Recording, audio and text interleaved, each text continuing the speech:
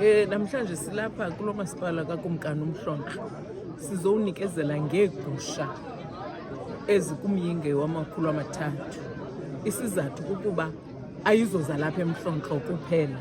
Bonke abantu abangamafama suka koomasipala balapha eOR Tambo ukuquka eNyandeni, Port St Johns neNgquza Hill kunye ne-KSD nalo walapha kwaKumkani uMhlonxa bazofumana apho.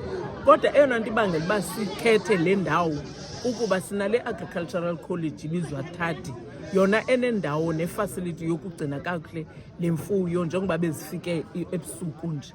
Kodwa eyona nto nenye ebangela uba sizapha, sakukhumbula ukuqala kwemililo yamadlelo, abantu balapha batshelwa kakhulu zigusha ezipha koo-89, kunzima kakhulu ukuqala ngqa komlilo. Saze senza ke isithembiso soba sawubuya sibaphathele inkunzi ukwenzela uba kwezo bathe bazifumana umhlambi wabo uphucuke.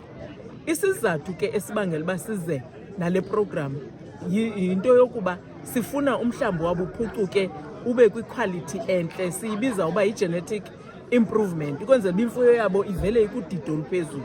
Okwesibini, noboya, ngoba siyazi uba igusha abantu abaninzi bayitya iphila kuba uboya bubenzela imali.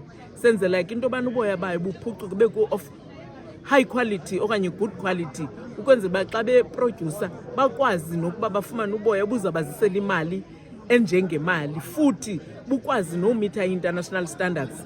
Xa bu-exporta obu boya bufike bukwazi umitha okanye bukhwalifaye for uba kulaa level yakwa-international. Senzela loo nto ke